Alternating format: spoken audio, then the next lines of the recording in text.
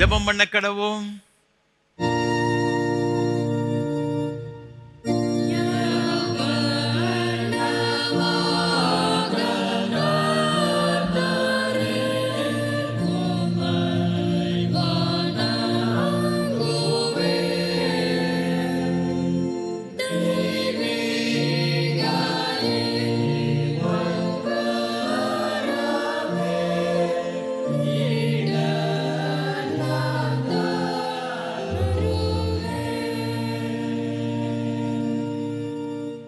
கர்த்தரின் நாமம் பலத்த துருகம், நீதிமான் அதற்குள் ஓடி சுகமாய் இருப்பான்.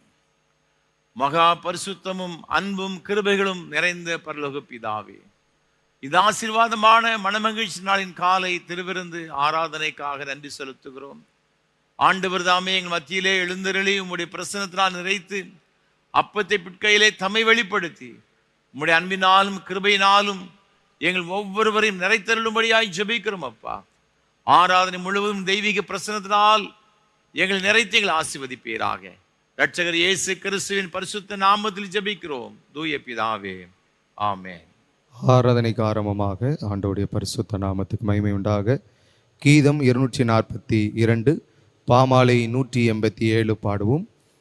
அருள் பெற இயேசுவே நான் பாத்திரன் அல்லன். கீதம் 242 பாமாலை 187 பாடுவோம்.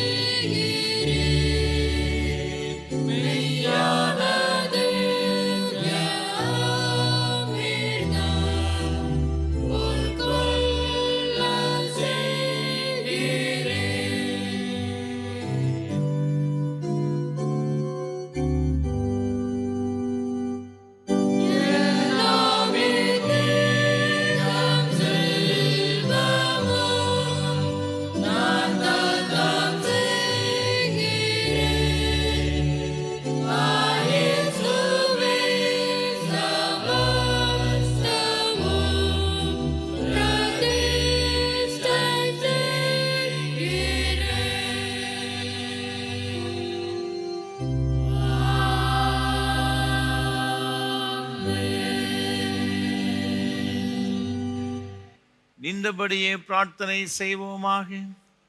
எல்லா இருதயங்களையும் எல்லா விருப்பங்களையும் எல்லா ரகசியம் அறிந்திருக்கிற சர்வவல்லமை தேவனே, நாங்கள் தேவரிடத்தில் பரிபூர்ணமாய் அன்பு கூறவும் ஒரு பரிசுத்த நாமத்தை உத்தமமாய் மகிமைப்படுத்தவும் ஒரு பரிசுத்தவன் ஏவுதலால் எங்கள் இருத்தின சிந்தனைகளை சுத்தம் பண்ணிரல எங்கள் கர்த்தராய் இருக்கிற இயேசு கிறிஸ்து மூலமாக வேண்டிக் கொள்கிறோம்.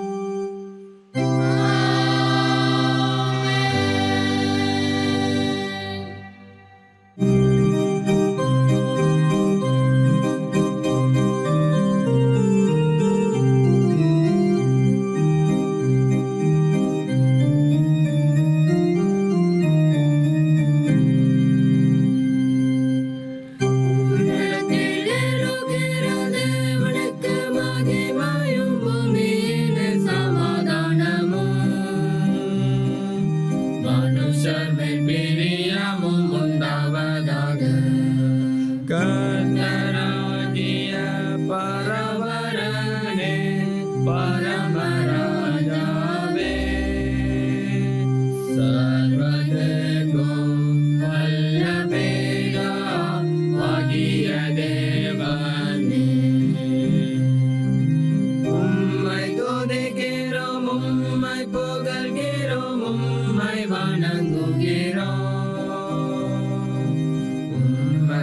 மகிமைப்படுத்துகிறோம்.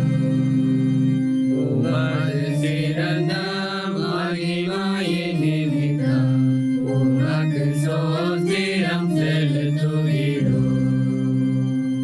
கர்த்தராயிருக்கிற ஒரு பேரான குமாரனாகிய இயேசு கிறிஸ்துவே, கர்த்தராகிய பரபரனே, பிதாவின் சூதனே, உலகத்தின் பாவத்தை சுமந்து தீர்க்கிற தேவ ஆட்டுக்குட்டியே, எங்களுக்கு இரங்கும். உலகத்தின் பாவத்தை சுமந்து தீர்க்கவரே, எங்கள் ஜெபத்தை ஏற்றுக்கொள்ளும். தேவனாகிய பிதாவே, வலது பாரிசத்தில் வீற்றிருக்கிறவரே, எங்களுக்கு இரங்கும். நீரே பரிசுத்த, நீரே கர்த்தர், கிறிஸ்துவே தேவரே, ஒருவரே பரிசுத்த ஆவியோடே, தேவனாகிய பிதாவே, மகிமையிலே உன்னதமானவராய் இருக்கிறீர். ஆமென், ஆமென், ஆமென்.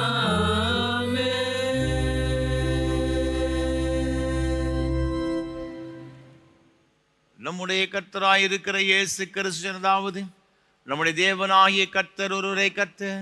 உன் தேவனாகிய கர்த்தரிடத்தில் உன் முழு இதயத்தோடும் முழு ஆத்மாவோடும் உன் முழு மனதோடும் உன் முழு பலத்தோடு அன்பு கூறுவாயாக என்பதை பிரதான கற்பனை. இதற்கு ஒப்பாய் இருக்கிற இரண்டாம் கற்பனை என்னவென்றால், உன்னிடத்தின் அன்பு கூறுவது போல் பிறனிடத்தில் அன்பு கூறு என்பதே. இவைகளின் பெரிய கற்பனை ஒன்றுமில்லை. இவ்விரண்டு கற்பனைகளிலும் நியாயபரமான முழுமையும் தீர்க்க தரிசனங்களும் அடங்கியிருக்கிறது என்பதே.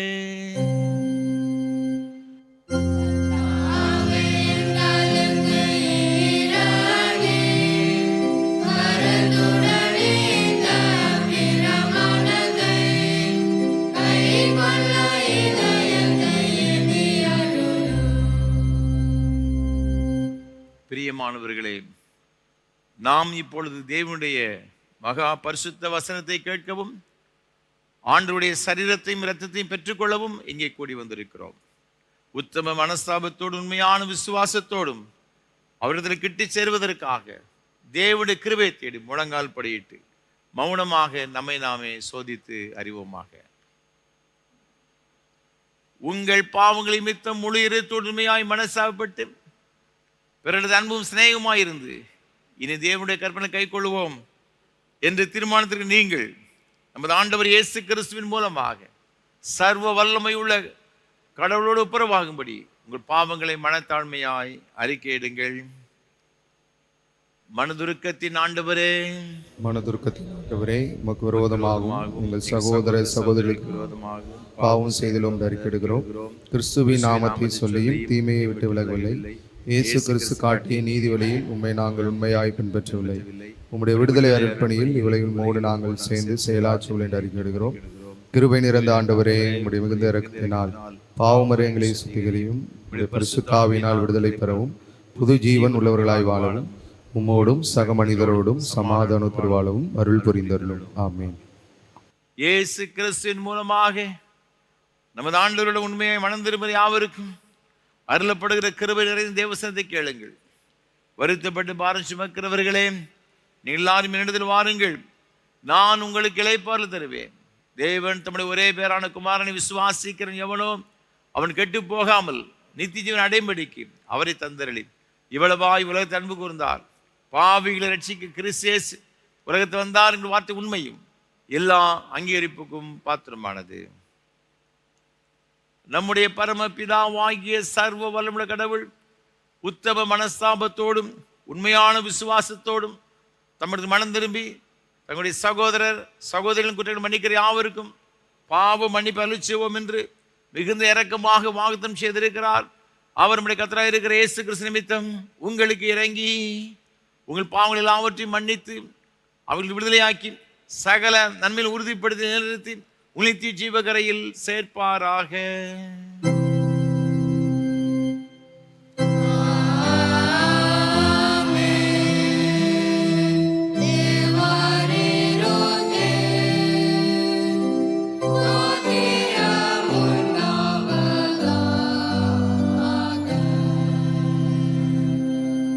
கர்த்தர் உங்களோடு இருப்பாராக.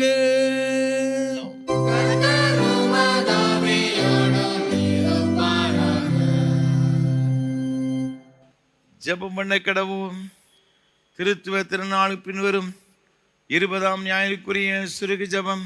சர்வ வல்லம் மிகுந்த இரக்கமுள்ள தேவனே, எங்களுக்கு கேடு உண்டாக்குகிற எல்லா காரியங்களுக்கும் ஒரு பூரண கிருபையினால் எங்களை விலக்கி காத்து நாங்கள் சரீர பிரகாரமாகவும் ஆன்மீக பிரகாரமாகவும் ஆயத்தமுள்ளவர்களாக தேவருக்கு சித்தமான உற்சாகத்தை நிறைவேற்ற கிருபை செய்ய வேண்டும் என்று ஆண்டவர் இயேசு கிறிஸ்துவின் மூலமாக வேண்டிக் கொள்கிறோம்.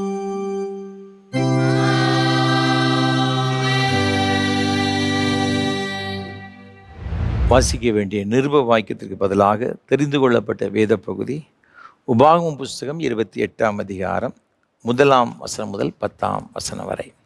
உபாகமம் புஸ்தகம் 28ஆம் அதிகாரம் 1ஆம் வசனம் முதல். இன்று நான் உனக்கு விதிக்கிற உன் தேவனாகிய கர்த்தருடைய கட்டளையின்படியெல்லாம் செய்ய நீ கவனமாய் இருக்கும்படிக்கு அவர் சத்தத்துக்கு உண்மையாய் செவி கொடுப்பாயானால் உன் தேவனாகிய கர்த்தர் பூமியில் உள்ள சகல ஜாதிகளிலும் உன்னை மேன்மையாக வைப்பார். நீ உன் தேவனாகிய கர்த்தரின் சத்தத்துக்கு செவி கொடுக்கும்போது இப்பொழுது சொல்லப்படும் ஆசீர்வாதங்கள் எல்லாம் உன்மேல் வந்து உனக்கு பலிக்கும். நீ பட்டணத்திலும் ஆசீர்வதிக்கப்பட்டிருப்பாய், வெளியிலும் ஆசீர்வதிக்கப்பட்டிருப்பாய். உன் கற்பத்தின் கனியும் உன் நிலத்தின் கனியும் உன் மாடுகளின் பெருக்கமும் உன் ஆடுகளின் மந்தைகளுமாகிய உன் மிருக ஜீவனங்களின் பலனும் ஆசீர்வதிக்கப்பட்டிருக்கும். உன் கூடையும் மாப்பிசைகர் உன் தொட்டியும் ஆசீர்வதிக்கப்பட்டிருக்கும். நீ வருகையிலும் ஆசீர்வதிக்கப்பட்டிருப்பாய், நீ போகையிலும் ஆசீர்வதிக்கப்பட்டிருப்பாய். உனக்கு விரோதமாக எழும்பும் உன் சத்துருக்களை கர்த்தர் உனக்கு முன்பாக முறியடிக்கப்படும்படி ஒப்பு கொடுப்பார். ஒரு வழியாய் உனக்கு எதிராக புறப்பட்டு வருவார்கள், 7 வழியாய் உனக்கு முன்பாக ஓடிப்போவார்கள். கர்த்தர் உன் களஞ்சியங்களிலும் நீ கையிடும் எல்லா வேலையிலும் உனக்கு ஆசீர்வாதம் கட்டளையிடுவார். உன் தேவனாய் கர்த்தர் உனக்கு கொடுக்கும் தேசத்திலே உன்னை ஆசீர்வதிப்பார். நீ உன் தேவனாகிய கர்த்தரின் கட்டளைகளை கைக்கொண்டு அவர் வழிகளில் நடக்கும்போது கர்த்தர் உனக்கு ஆணையிட்டபடியே உன்னை தமக்கு பரிசுத்த ஜனமாக நிலைப்படுத்துவார். அப்பொழுது கர்த்தருடைய நாமம் உனக்கு தரிக்கப்பட்டது என்று பூமியின் ஜனங்களெல்லாம் கண்டு உனக்கு பயப்படுவார்கள் என்பது நிருப வாக்கியம் வாசித்து முடிந்தது. இது ஆண்டவரின் திருவார்த்தை.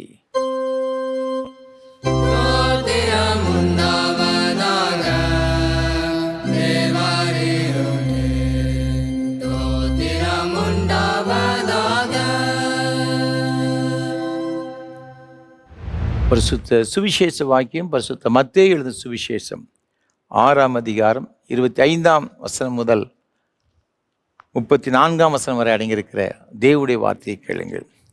பரிசுத்த மத்தேயு எழுதின சுவிசேஷம் 6ஆம் அதிகாரம் 25ஆம் வசனம் முதல். ஆகியால் எண்ணத்தை உண்போம் எண்ணத்தை குடிப்போம் என்று உங்கள் ஜீவனுக்காகவும் எண்ணத்தை உடுப்போம் என்று உங்கள் சரீரத்துக்காகவும் கவலைப்படாதிருங்கள் என்று உங்களுக்கு சொல்லுகிறேன். ஆகாரத்தை பார்க்கிலும் ஜீவனும் உடையை பார்க்கிலும் சரீரமும் விசேஷித்தவைகள் அல்லவா? ஆகாயத்து பட்சிகளை கவனித்து பாருங்கள், அவைகள் விதைக்கிறதும் இல்லை, அறுக்கிறதும் இல்லை, களஞ்சியங்களில் சேர்த்து வைக்கிறதும் இல்லை. அவைகளையும் உங்கள் பரமபிதா பிழைப்பூட்டுகிறார். அவைகளை பார்க்கிலும் நீங்கள் விசேஷித்தவர்கள் அல்லவா? கவலைப்படுகிறதினாலே உங்களில் எவன் தன் சரீர அளவோடு ஒரு முழத்தை கூட்டுவான்? உடைக்காகவும் நீங்கள் கவலைப்படுகிறது என்ன? காட்டு புஷ்பங்கள் எப்படி வளர்கிறது என்று கவனித்து பாருங்கள். அவைகள் உழைக்கிறதும் இல்லை, நூறுக்கிறதும் இல்லை. என்றாலும் சாலமோன் முதலாய் தன் சர்வ மகிமையிலும் அவைகளில் ஒன்றை போலாயிலும் உடுத்திருந்தது இல்லை என்று உங்களுக்கு சொல்லுகிறேன்.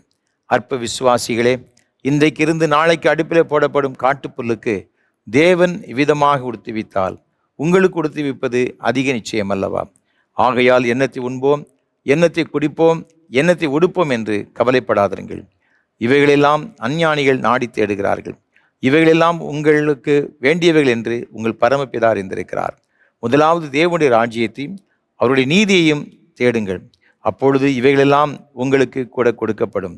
ஆகையால் நாளைக்காக கவலைப்படாதிருங்கள். நாளைய தினம் தன்னுடையவைகளுக்காக கவலைப்படும். அந்தந்த நாளுக்கு அதனதன் பாடு போதும் என்றார் என்பது. இது கிறிஸ்துவின் நற்செய்தி.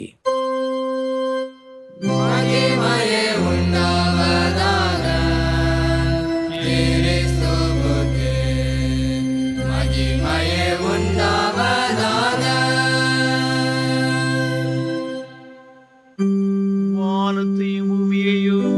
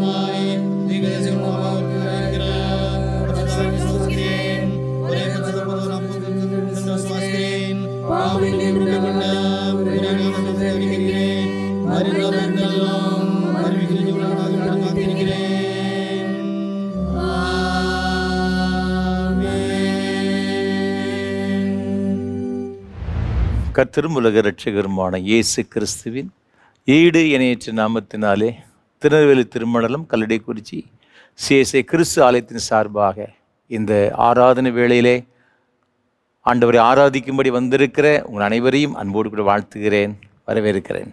ஆண்டவருடைய கிருபையும் ஆசீர்வாதமும் இன்றும் என்றும் சதா காலங்களிலும் உங்களோடு கூட இருப்பதாக.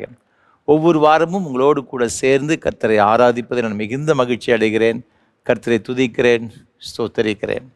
ஒவ்வொரு வாரமும் நம்ம எல்லாரும் இந்த ஆராதனை மூலமாக மேன்மையான ஆசீர்வாதங்களை பெற்றுக்கொள்ள வேண்டும் என்ற ஒரு பெரிய ஒரு தரிசனத்தோடு கூட இந்த அருமையான நல்ல வாய்ப்பை நமக்கு நம்முடைய அன்புக்குரிய ஐயா சாது சுந்தர் செல்வராஜ் அவர்கள் நமக்கு ஏற்படுத்தி கொடுத்திருக்கிறார்கள்.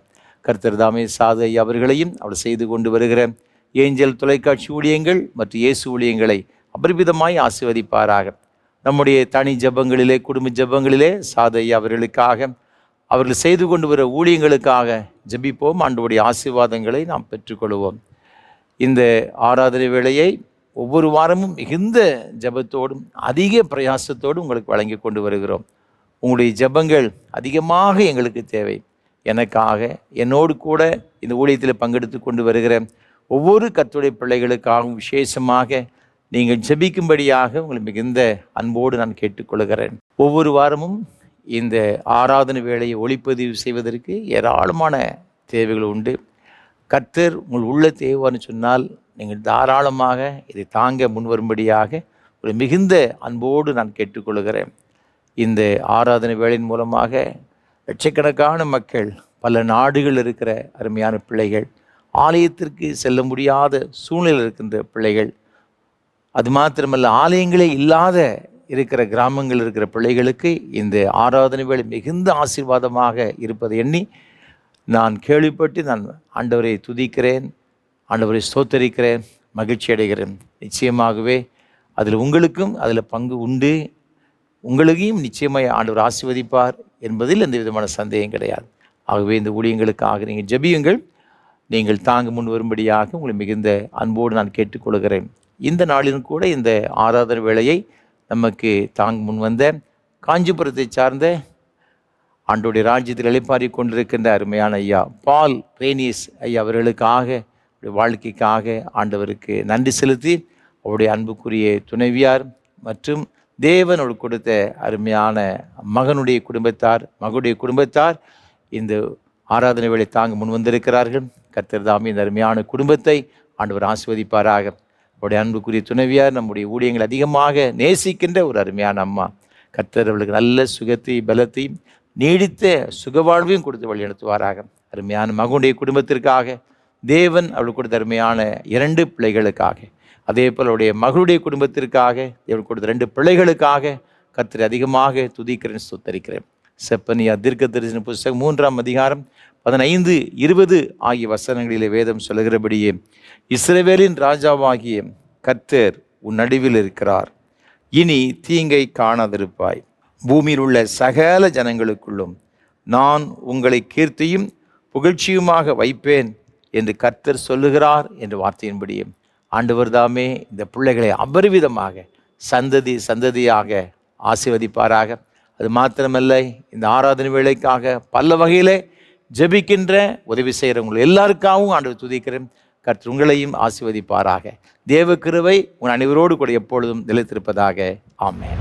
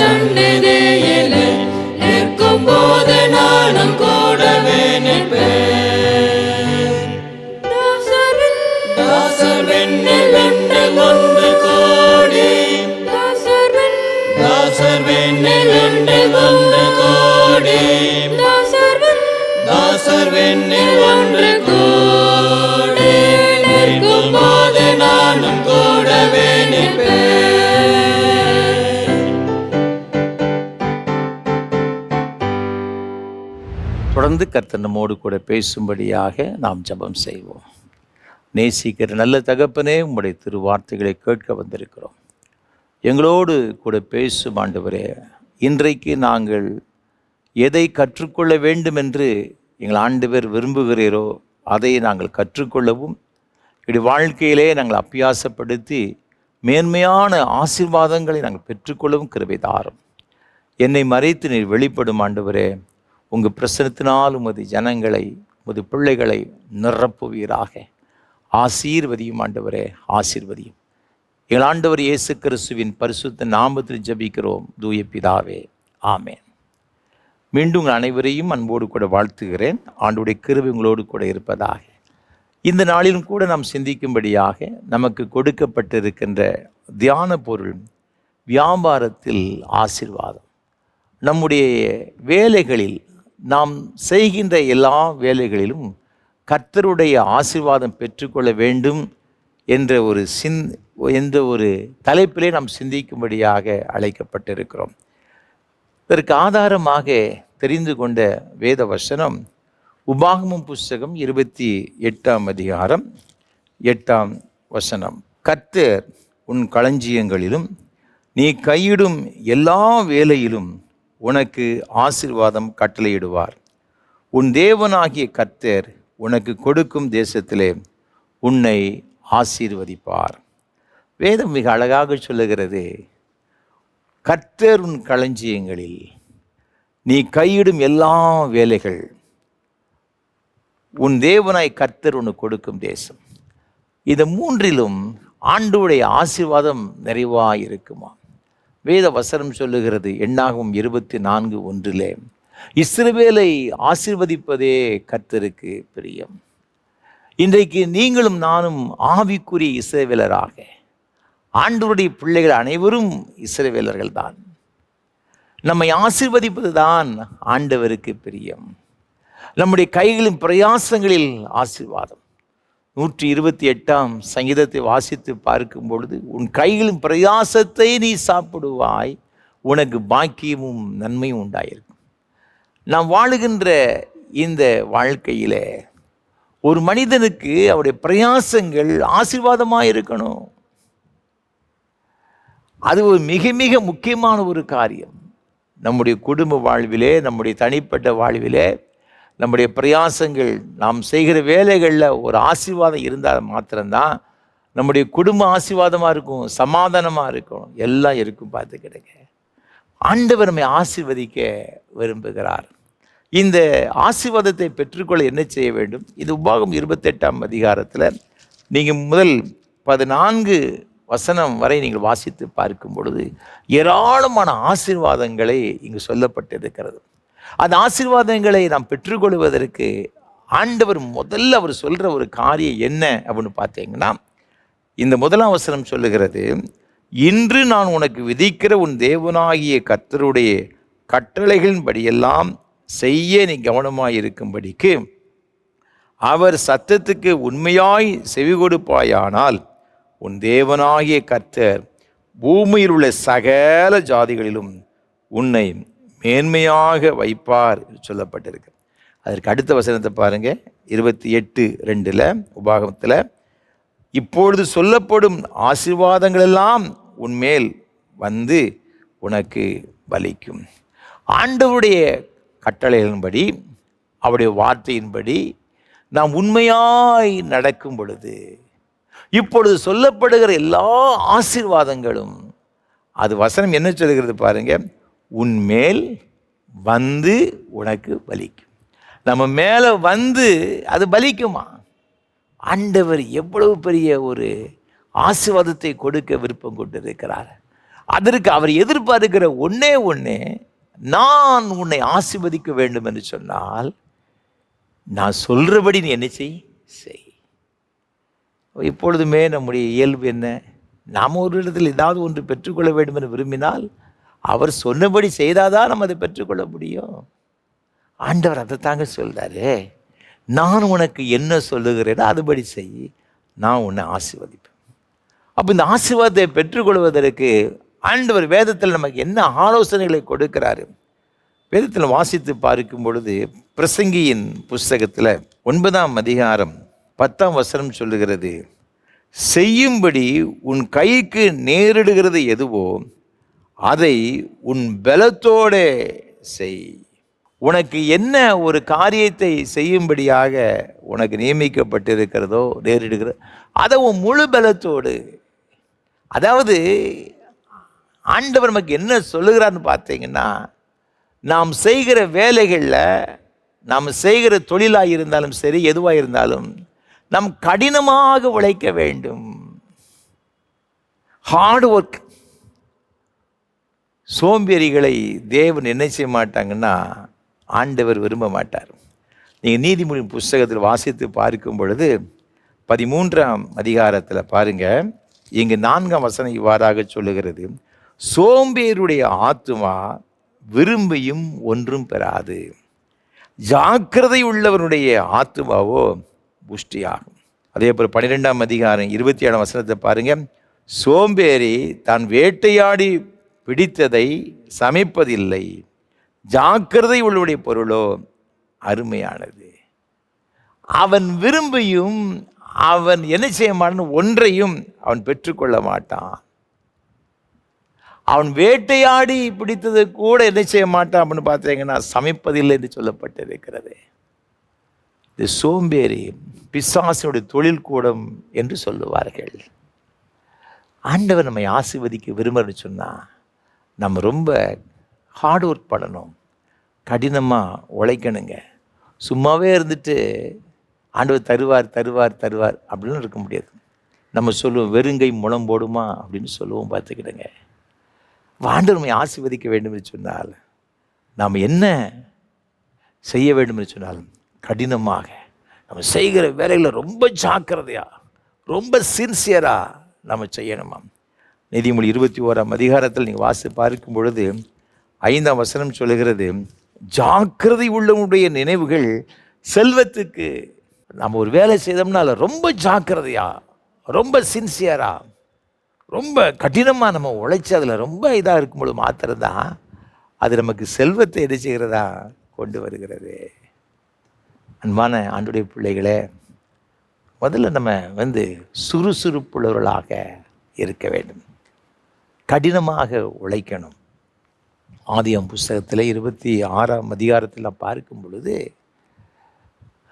ஆபிரகாமின் காலத்தில் உண்டான பஞ்சத்தை இல்லாமல் இந்த முதல் வசனத்தை பாருங்க, பின்னும் ஒரு பெரிய பஞ்சம் உண்டாயிற்று. அப்போ இந்த ஈசாக்கு கேராரில் இருக்கிறாப்புல. அவர் நினைக்கிறாரு எகிப்துக்கு போகலாமா, அங்கே நைல் நதி இருக்கிறது, நல்ல தண்ணீர் புரண்டோடுகிறது, அங்கே போய் இருந்துக்கலாம் அப்படின்னு நினைக்கிறார். ஆண்டவர் சொன்னார், நீ திருப்பி எகிப்துக்கு போகாத, நீ இங்கேயே இரு, நான் உன்னை ஆசீர்வதிப்பேன். அந்த 4ஆம் வசனத்தை பாருங்க, ஆபிரகாம் என் சொல்லுக்கு கீழ்ப்படிந்து என் விதிகளையும் என் கற்பனைகளையும் என் நியமங்களையும் என் பிரமாணங்களையும் கை கொண்டபடியினால் என்று சொல்லப்பட்டிருக்கிறது. அதுக்கு அடுத்த வசனத்தில் எல்லா ஆசீர்வாதங்களையும் நான் அவனுக்கு என்ன செய்தேன்னா கொடுத்தேன் என்பதாக வேதத்தில் சொல்லப்பட்டிருக்கிறது. ஆண்டவனுக்கு வாக்கு பண்ணினார் என்பதாக சொல்லப்பட்டிருக்கிறது. இவன் அந்த இடத்துல உட்கார்ந்துட்டான். அப்போ ஆண்டவர் சொன்ன வார்த்தை அப்படியே கேட்டான் ஈசாக்கு, அப்படி நடந்தான். 12ஆம் வசனத்தை பாருங்க, அவன் தேசத்தில் விதைத்தான், கர்த்தர் அவனை ஆசீர்வதித்ததினால் 100 மடங்கு பலனை பெற்றுக்கொடும். அப்போ எப்போ ஆண்டவருடைய ஆசீர்வாதங்களை நாம் பெற்றுக்கொள்கிறோம், எப்பொழுது ஆண்டவருடைய வார்த்தைக்கு முழுவதுமாக நாம் கீழ்ப்படியும்படி ஒப்பு கொடுக்கிறோம், அது சின்ன காரியமாக இருக்கலாம், பெரிய காரியமாக இருக்கலாம், அப்படி ஒப்பு கொடுத்து அந்த வார்த்தையின்படி நடப்பதற்கு நம்ம ரொம்ப சின்சியராக ரொம்ப கேர்ஃபுல்லாக இருக்கணும். பார்த்துக்கிடுங்க, ஆண்டவர் ஆசீர்வதிப்பார். இந்த ஈசாக்கு அப்படி தான் அங்கே இருந்தான். அப்படி இருக்கும் பொழுது அவனுக்கு ஒரு பிரச்சனை வந்துட்டு, ஆபிரகாம் நாட்களில் அங்கே ஒரு துறவு தோண்டியிருந்தாங்க, அதெல்லாம் தூர்ந்து போய் கிடந்திருக்கு. இந்த ஈசாக்குடைய வேலைக்காரர்கள் துறவுகளை அவங்க நினைச்ச தோன்றுறாங்க. ஏன்னா நிறைய ஆடு மாடுகள் இருக்கிறது. இப்போ ரொம்ப பெரிய பணக்காரன் ஆயிட்டான், மிகவும் பெரியவனானான் என்று 13ஆம் வசனம் சொல்லுகிறது. அவனை ஆசீர்வதித்தபடியால அப்போ தண்ணீருக்காக துறவுகளை தோண்டினான். அந்த கேரார் மேய்ப்பருக்கு இவன் மேலே பயங்கர பொறாமை எரிச்சல். இவங்க தோன்றாங்க, அவன் திருப்பி தூர்த்து போட்டு விடுகிறான். அவனுக்கு ரொம்ப மனசு கஷ்டம் ஈசாக்குக்கு.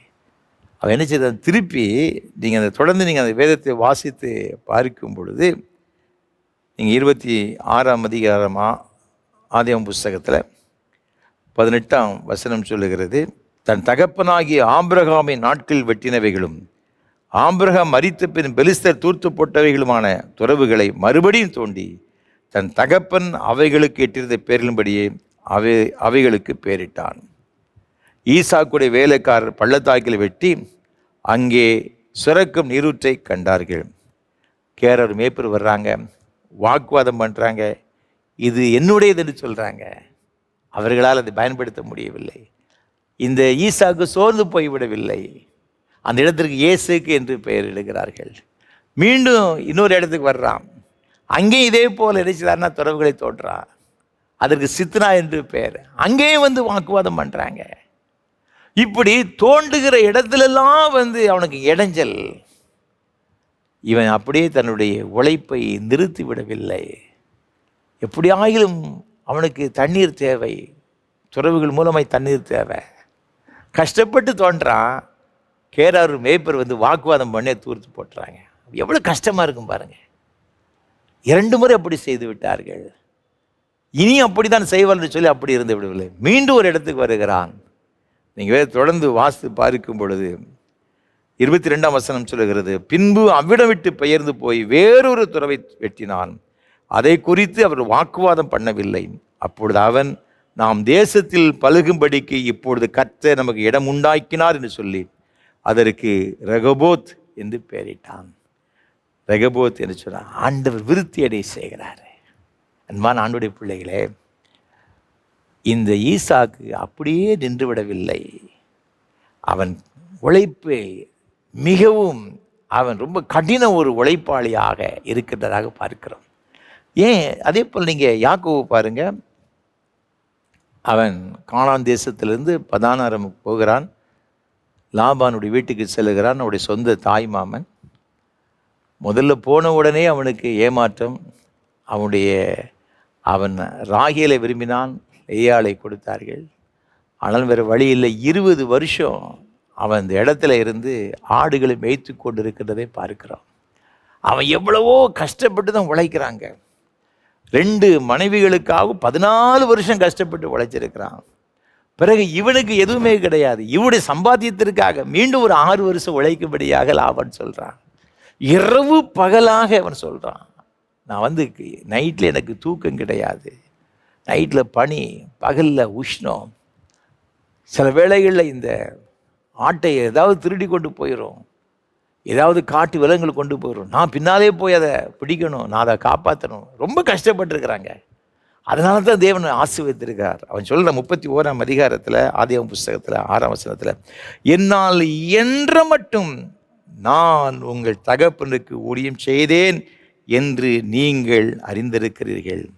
உங்கள் தகப்பனோ என்னை வஞ்சித்து என் சம்பளத்தை 10 முறை மாற்றினான்.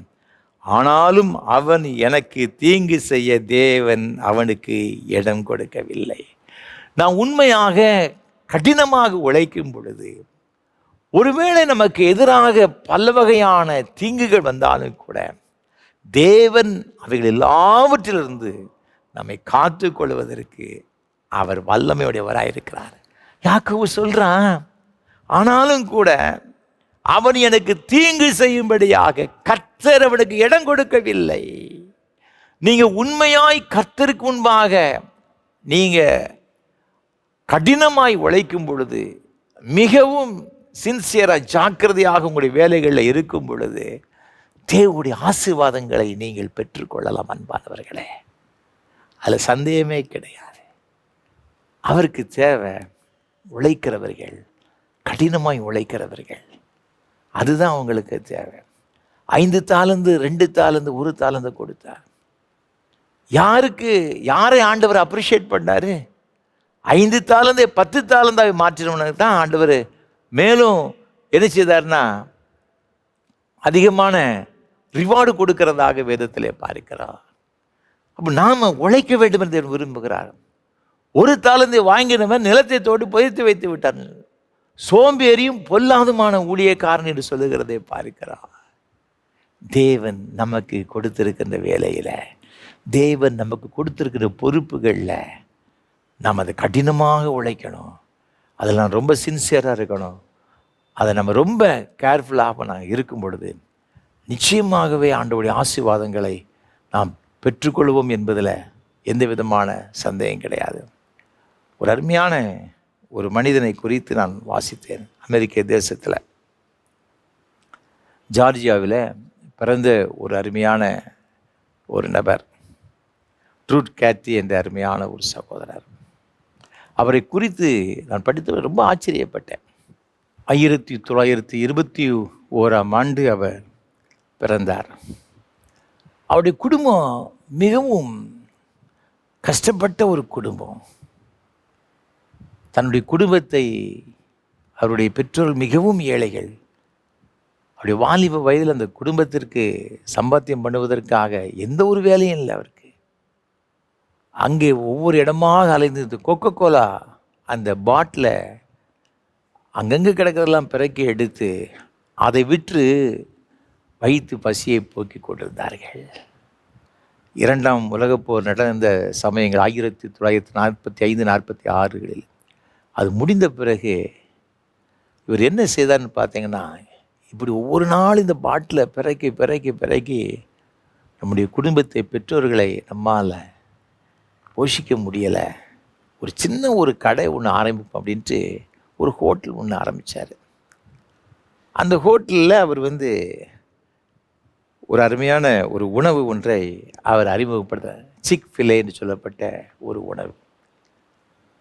ஆரம்பத்தில் அது ரொம்ப ஸ்லோவாக தான் இருந்தது. ஆனாலும் கூட அவர் ரொம்ப அதில் கடினமாக உழைக்க ஆரம்பித்தார். பார்த்துருங்க, எப்படியாவது டெவலப் பண்ண வேண்டும் என்று சொல்லி அதிகம் பிரயாசப்பட்டு அந்த உணவகத்தை தொடங்கி நடத்தி கொண்டிருந்தார்.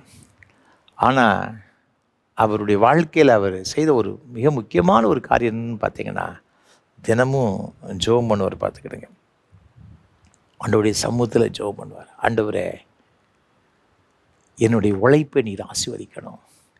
நீர் நான் செய்கிற இந்த தொழிலை, இந்த வேலையை நீர் ஆசீர்வதிப்பேன்னு சொன்னால் நான் உம்முடைய நாமத்தை மகிமைப்படுத்துவதற்காக பாடுபடுவேன்னு சொல்லி ஆண்டவரோடு கூட ஒரு பொருத்தனை செய்து கொண்டார். நீர் என்னை ஆசீர்வதிப்பேன்னு சொன்னால் நான் உம்முடைய நாம மகிமைக்காக நான் பாடுபடுவேன். அது மாத்திரமல்ல, அவர் ஒரு தீர்மானம் ஒன்று செய்தார்.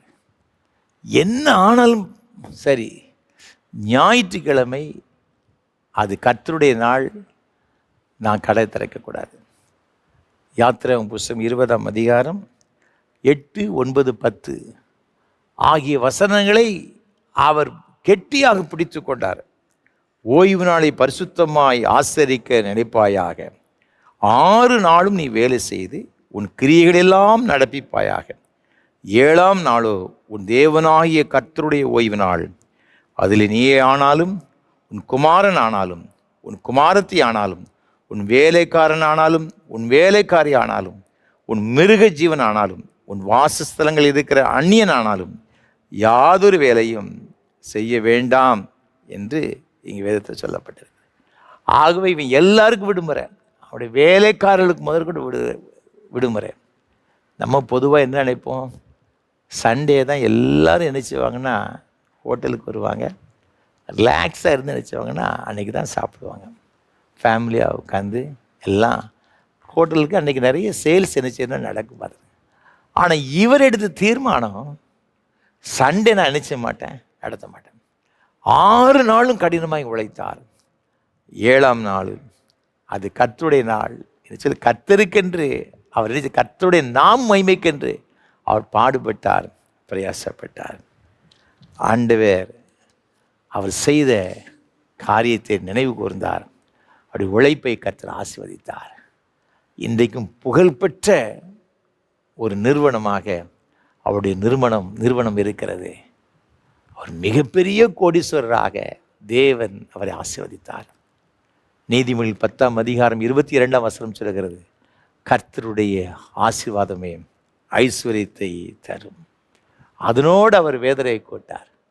அவருடைய மிக முக்கியமான ஒரு கோல்டன் வேர்ட்ஸ் என்னன்னு பார்த்தீங்கன்னா, அவரை இந்த காரியங்களை மோட்டிவேட் பண்ணது என்ன அப்படின்னு பார்த்தீங்கன்னா, மத்தேயு 6ஆம் அதிகாரம் 33ஆம் வசனம் தான் அவருடைய வாழ்க்கையில் இந்த வசனம் ரொம்ப அதிகமாக அவரை மோட்டிவேட் பண்ணிச்சு. அந்த வசனம் சொல்லுகிறது, முதலாவது தேவனுடைய ராஜ்யத்தையும் அவருடைய நீதியையும் தேடுங்கள், அப்பொழுது இவைகளெல்லாம் உங்களுக்கு கொடுக்கப்படும். அன்பான ஆண்டவருடைய பிள்ளைகளே, ஃபஸ்ட்டு ப்ரையாரிட்டி யாருக்கு கொடுப்பது? கர்த்தருக்கு கொடுத்து நாம் ரொம்ப சின்சியராக ஹார்ட் ஒர்க் பண்ணும் பொழுது தேவன் நம்மை ஆசீர்வதிக்கிறார், நம்மை உயர்த்துகிறார். அது மாத்திரமல்ல, தேவன் நமக்கு வேறு என்ன கட்டளை கொடுக்கிறார், நாம் என்ன செய்யணுமா? நீதிமொழியின் புஸ்தகம் 28ஆம் அதிகாரம் 20ஆம் வசனம், உண்மையுள்ள மனுஷன் பரிபூரண ஆசீர்வாதங்களை பெறுவான். இரண்டாவதாக வசனம் சொல்லுகிறது, உண்மையுள்ள மனுஷன் பரிபூரணமான ஆசீர்வாதங்களை பெறுவான். நாம் செய்கிற வேலைகளிலே, நாம் செய்கிற தொழிலில் நாம் ரொம்ப என்ன செய்யணும்? உண்மையாக இருக்க வேண்டும். வசனம் சொல்லுகிறது நீதிமொழியின் புஸ்தகத்தில் அதே 20ஆம் அதிகாரத்தில் நாம் 20ஆம் அதிகாரம் 23ஆம் வசனத்தை வாசித்து பார்க்கும் பொழுது இங்கே வேதம் சொல்லுகிறது, வெவ்வேறான நிறைக்கற்கள் கர்த்தருக்கு அருவருப்பானவைகள், கள்ள தராசு நல்லதல்ல என்று சொல்லப்பட்டிருக்கிறது. நீதிமொழிகள் 11ஆம் அதிகாரம் 1ஆம் வசனம் சொல்லுகிறது, கள்ள தராசு கர்த்தருக்கு அருவருப்பானது, சுமுத்திரையான நிறைக்கல்லோ அவருக்கு பிரியம். அப்போ நம்முடைய வேலைகளில், நாம் செய்கிற தொழில்களில் கள்ளத்தனம் என்ன செய்யக்கூடாது? இருக்கக்கூடாது. அது அருவருப்பானது என்று வேத வசனம் சொல்லுகிறது. நாம் உண்மையோடு கூட இருக்க வேண்டும். எல்லாவற்றிலும் உண்மையாக இருக்கணுங்க. உண்மையுள்ள மனுஷன் மாத்திரம்தான் பரிபூர்ணமான ஒரு ஆசீர்வாதங்களை பெற்றுக்கொள்வான். நீதிமொழி புஸ்தகம் 10ஆம் அதிகாரம் 9ஆம் வசனத்தை பார்க்கும் பொழுது வசனம் சொல்கிறது, உத்தமமாய் நடக்கிறவன் பத்திரமாய் நினைச்சுதானா நடக்கிறான். அவள் செய்கிற வேலைகளில் அது ஒரு பாதுகாப்பு இருக்குது, சேஃப்டி இருக்கும். உண்மையாய் நாம் செய்யும் பொழுது குறுக்கு வழியில் சம்பாத்தியம் பண்ணுகிறதை தேவன் அனுமதிக்கிறதில்லை, விரும்புகிறதில்லை. நேர்மையாக இருக்க வேண்டும், உண்மையாக இருக்க வேண்டும் என்று தேவன் எதிர்பார்க்கின்றதை பார்க்கிறோம். எல்லாவற்றும் உண்மையாக இருக்கணுங்க. கர்த்தருக்கு கொடுப்பதில், இந்த நம்ம செய்கிற வேலைகளில் எல்லாவற்றும் உண்மையாக இருக்கும் பொழுது தேவன் நம்ம என்னச்சுதார்னா ஆசீர்வதிக்கிறார்.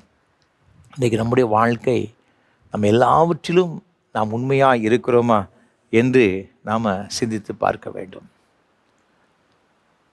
நாம் ஏற்கனவே சொல்லியிருந்தபடி நாம் மத்திய எழுதின சுவிசேஷத்தில் நாம் பார்க்கிறோம் 25ஆம் அதிகாரத்தில் இந்த தாலந்து உமையை பற்றி மிக அழகாக சொல்லப்பட்டிருக்கிறது. இந்த 5 தாலந்தை வாங்கினவன் என்ன செய்தான்னா வேறொரு 5 தாலந்தை சம்பாத்தியம் பண்ணான். அதே போல் 2 தாலந்தை வாங்கினவன் வேறொரு 2 தாலந்தை சம்பாத்தியம் பண்ணான். 1 தாலந்தை வாங்கினவன் தான் நிலத்தில் போய் புதைச்சி போட்டான். இந்த 2 மடங்காய் மாற்றினவனை குறித்து வேதத்தில் சொல்லப்பட்டிருக்கிறது 25ஆம் அதிகாரத்தில் 21ஆம் வசனத்தில், அவனுடைய எஜமான் அவனை நோக்கி, நல்லது உத்தமமும் உண்மையும் உள்ள ஊழியக்காரனே, கொஞ்சத்திலே உண்மையாயிருந்தாய், அநேகத்தின் மேல் உன்னை அதிகாரியாக வைப்பேன், உன் எஜமானுடைய சந்தோஷத்துக்குள் பிரவேசி. அதைத்தான் மீண்டும் 23ஆம் வசனத்தில் சொல்லியிருக்கிறதை பாருங்கள். அப்போ ஆண்டவர் யாரை ஆசீர்வதிக்கிறாரு அப்படி பார்த்தீங்கன்னா, உண்மையுள்ள மனுஷர்களுக்கு தான் அநேக ஆசீர்வாதங்களை தேவன் கொடுக்கிறார். குறுக்கு வழியாய் நாம் சம்பாத்தியம் பண்ணுகிறது ஆசீர்வாதத்தை பெற்றுக்கொண்டது போல தான் இருக்கும். அது நிரந்தரமாக இருக்காது, அதில் ஒரு சமாதானம் இருக்காது, அதில் வேதனை இருக்கும். ஆனால் உண்மையோடு கூட நாம் வாழும் பொழுது தேவன் ஆசீர்வதிக்கிற அந்த ஆசீர்வாதத்தில் ஒரு மேன்மையான ஒரு மகிழ்ச்சி, ஒரு சந்தோஷம், ஒரு நிறைவு இருக்கும் என்பதில் எந்த விதமான சந்தேகமும் கிடையாது. நம்முடைய வாழ்க்கையில் இன்றைக்கு நாம் செய்கிற வேலைகளில் உண்மையாக இருக்கிறோமா? கர்த்தருக்கு எடுத்த காரியத்தில் எல்லாவற்றிலும் உண்மையாக இருக்கிறோமா?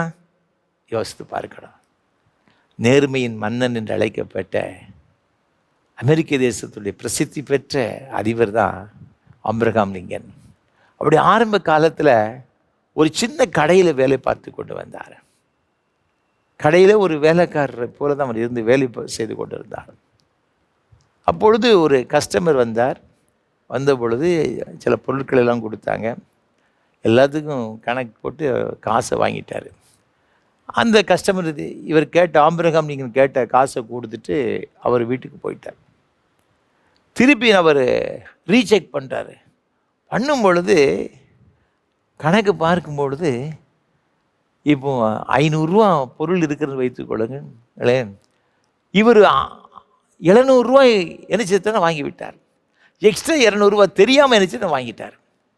இதை பார்த்தோன்னே ரொம்ப கஷ்டமாக போச்சு. உடனே என்ன செய்தார்னு பார்த்தீங்கன்னா, மீதமுள்ள தொகையை எடுத்துக்கொண்டு அப்படியே ஒரே ஓட்டமாக ஓடினார்.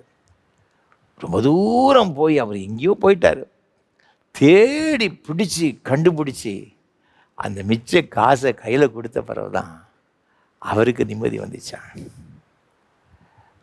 அவர் தினந்தோறும் அதிகமாக அதிகாலையில் முதல் வேலையாக அவருடைய வேலை என்னதுன்னு பார்த்தீங்கன்னா ஆண்டவருக்கு ஜெபம் பண்ணுறது தான். அவருடைய வார்த்தை, அவருடைய லெட்டர்ஸ், அவருடைய ப்ரீச்சிங் எதுனாலும் சரி, அவர் யாருக்கு நாட்டு மக்களுக்கு எதை பிரசங்கம் பண்ண எதை சொன்னாலும் கூட, உரையாற்றினாலும் கூட அதில் கண்டிப்பாக வேத வசனம் என்ன செய்யுமா தெரியுமா இருக்குமா.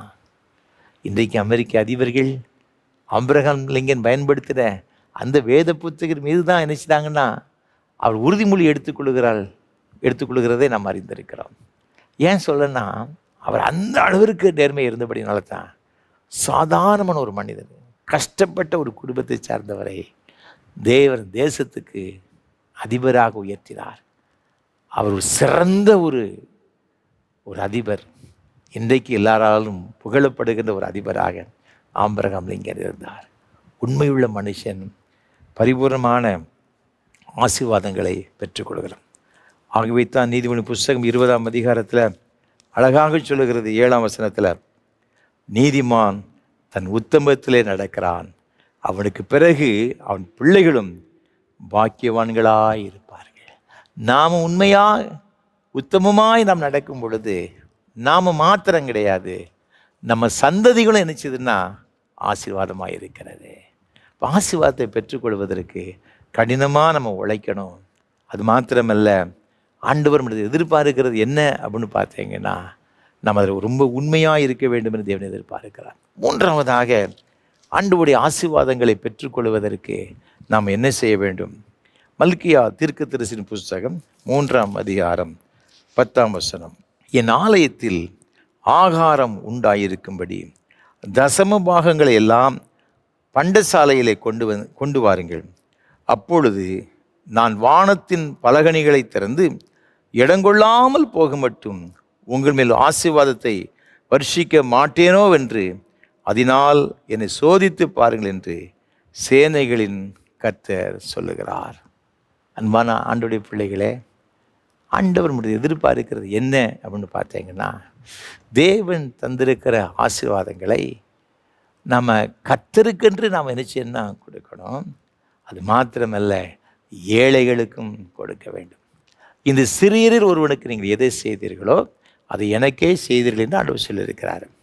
அதே போல் ஆண்டவர் சொன்னார், உன் ஆலயத்தில் ஆகாரம் உண்டாயிருக்கும்படியாக தசம பாகத்தை எல்லாம் நீங்கள் என்ன செய்யணும்னு பார்த்தீங்கன்னா ஆண்டவருடைய சமூகத்தில் கொண்டு வர வேண்டும் என்று வேதவசனம் நமக்கு அழகாக கற்றுக் கொடுக்கிறது.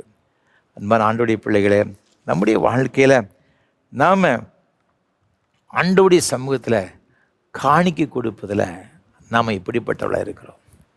கர்த்தருடைய ஊழியங்களை நாம் ஆதரிக்கும் பொழுது, தாங்கும் பொழுது, அது ஒரு பெரிய ஒரு ஆசீர்வாதம், அதில் சந்தேகமே கிடையாது. 2 நாளாம் புஸ்தகம் 31ஆம் அதிகாரத்தில் ஒரு அருமையான ஒரு வசனம் இருக்கிறது. நீங்கள் 5 முதல் தொடர்ந்து நாம் வாசித்து பார்க்கும் பொழுது, எசேக்கியா ராஜாவுடைய காலத்தில் நடந்த ஒரு சம்பவம்.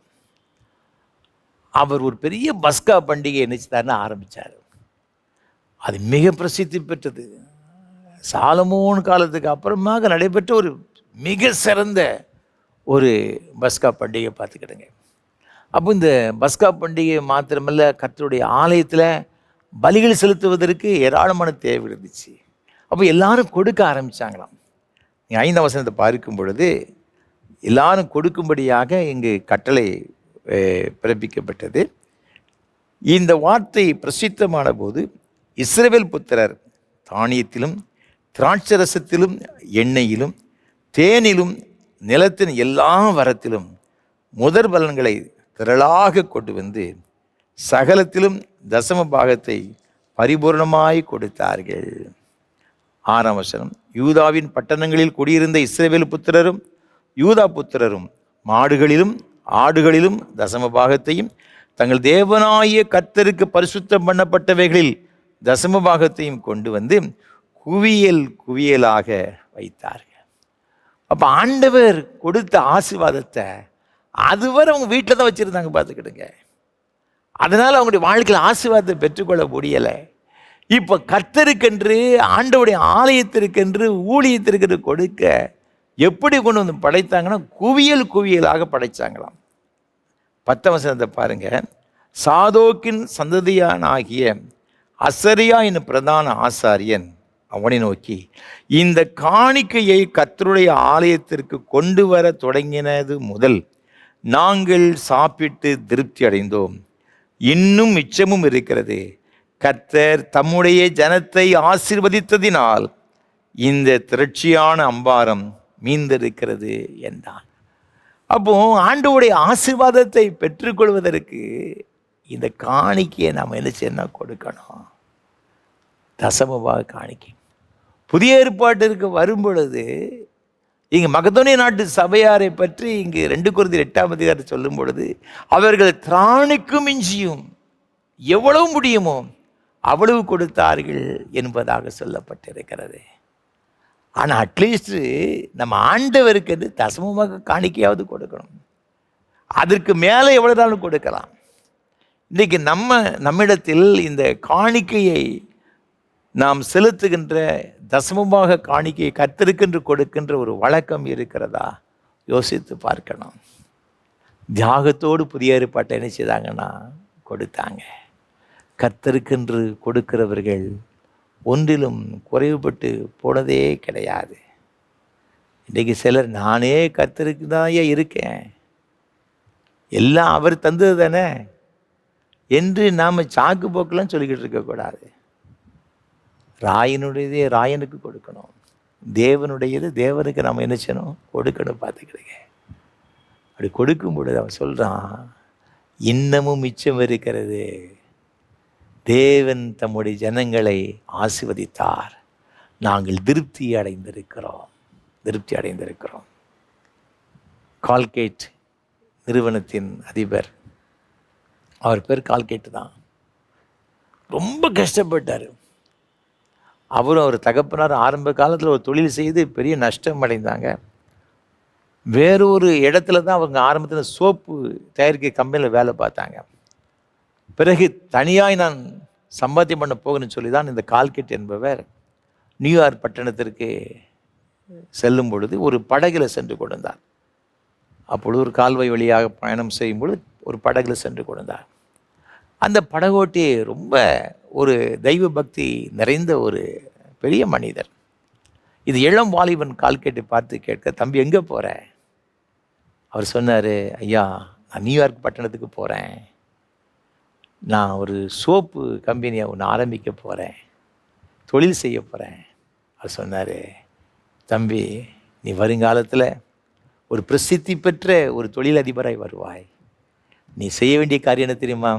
முதல்ல உன் இருதயத்தை கர்த்தருக்கு கொடு. 2வது 10ல் 1 தசமபாகத்தை கர்த்தருக்கென்று நீ கொடு. ஆண்டவரை ஒரு நாள் என்ன செய்யாத, மறந்து போகாத. ஆண்டோடைய நாமத்தை எப்போது நீ மகிமைப்படுத்து, நன்றாய் நீ ஜெபம் பண்ணு, நீ வெற்றி பெறுவாய் என்று அவர் சொன்னாராம். இதை கேட்ட உடனே அவருடைய உள்ளத்தில் ஏதோ ஒரு பெரிய அசைவு உண்டாயிற்று. ஆண்டவரே நேரடியாக பேசினது போல இருந்துச்சாம். தன்னுடைய வாழ்க்கையை கர்த்தருக்கென்று ஒப்பு கொடுத்தார். நியூயார்க் பட்டணத்துக்கு சென்றார். ஒரு சிறிய கம்பெனி தாங்க ஆரம்பித்தார். ஆரம்ப காலத்தில் ஒரு சோப்பு கம்பெனி தான் ஆரம்பித்தார். அப்படியே அது வளர்ந்து வளர்ந்து வளர்ந்து வளர்ந்து இன்றைக்கு இந்த கால்கேட் பேஸ்ட் உலகமெங்கும் பிரசித்தி பெற்றது. ஒரு வருடத்திற்கு $1,00,000 2 லட்சம் வருமானம் மட்டும் வருகிறது. $2 லட்சம் பார்த்துக்கிடுங்க, அதற்கு அதிகமாகி வருகிறதா. அவருடைய அந்த லாபம் மாத்திரம் அவ்வளோ வருகிறதா. ஆனால் இவ்வளவு பெரிய தொழில் செய்த பொழுது கூட அவர் சொல்கிறார், அவர் என்ன அவருடைய வாழ்க்கையில் சொல்லும் பொழுது, தினமும் மாலை வேளையில் குடும்பமாய் கூடியிருந்து பாடல்களை பாடுவாராம். எல்லாரும் சேர்ந்து பாடல்களை பாடுவாங்களாம். வேதத்தை வாசிப்பாங்களாம். வாசித்து அவர்கள் தங்களுக்காய் மாத்திரமல்ல, தன்னுடைய கம்பெனியில் வேலை பார்க்குறாங்க பார்த்தீங்களா, அவங்க எல்லாருக்கும் ஜெபம் பண்ணுவாங்களாம். இந்த ஜெபம் இவர்கள் கர்த்தருக்காக தங்களை அர்ப்பணித்த விதம் எல்லாவற்றையும் கர்த்தர் பார்த்து இன்றைக்கு உலக அளவில் பிரசித்தி பெற்ற ஒரு நிறுவனமாக அவருடைய நிறுவனம் இருந்து கொண்டிருக்கிறது. இன்றைக்கு ஒரு பெரிய ஒரு ஆசீர்வாதம். அவர் தன்னுடைய வாழ்க்கையில் ஆரம்ப காலத்தில் 10ல் 1 கொடுத்தாரு. பிறகு 2 மடங்கு கொடுக்க ஆரம்பித்தார். 100க்கு 20 மடங்கு. பிறகு 50% கொடுக்க ஆரம்பித்தார். பிறகு அதுக்கப்புறமாக 70, 80, 90% அப்படி சொல்கிறாங்க. நான் வச்சிருக்கிறது இது அவருடையது, என்னுடையது எதுவுமே இல்லை அப்படின்னு சொல்கிறாரு. மேக்சிமம் எவ்வளவு முடியுமோ பெரும்பாலானது ஆண்டவருக்கு தான் கொடுக்குறாரு. அவர் சொல்கிறார், என்னுடைய பிஸ்னஸ் பார்ட்னர் ஆண்டவராக இருக்கிற இயேசு கிறிஸ்து. அன்பான ஆண்டவருடைய பிள்ளைகளே, நாம் ஆண்டவருக்கு என்று கொடுக்கும் பொழுது குறைந்து போகவே மாட்டோம். நீங்களும் நானும் ஆராதிக்கிற ஆண்டவர் அவர் உண்மை உள்ளவர். அவர் உத்தமமாக நம்மை நடத்துகிற ஆண்டவர். உண்மையுள்ளவனுக்கு உண்மையாக இருக்கிறார், உத்தமனுக்கு உத்தமனாக இருக்கிற ஆண்டவர். நாம் உண்மையாக கடினமாக உழைத்து கர்த்தருக்கென்று நம்மை அர்ப்பணித்து ஆண்டவருக்கென்று கொடுக்கும் பொழுது நம்மை மறந்து விடுகிறதுக்கு அநீதி உள்ள தேவன் அல்லவே அல்ல. வேதம் சொல்லுகிறபடியே நீங்கள் இப்பொழுது இருக்கிறது பார்க்கல 1000 மடங்கு அதிகமாகும்படி உங்கள் பிதாக்களின் தேவனை கர்த்தர் சொல்லியபடியே அவர் உங்களை ஆசீர்வதிப்பாராக என்ற வார்த்தையின்படி ஆண்டவர் உங்களை பல மடங்கு ஆசீர்வதித்து உயர்த்துவாராக. அப்படிப்பட்ட கிருபைகளை கர்த்தர் தாமே நம்ம ஒரு தருவாராக. ஆமென். அர்ப்பணிப்பின் பாடலாக கீதம் 355, கிறிஸ்தவக்கித்தனை 328 பாடவும். பக்தருடன் பாடுவேன், பரமசபை முக்தர் குலாம் கூடுவேன். கீதம் 355, கிறிஸ்தவக்கித்தனை 328 பாடவும்.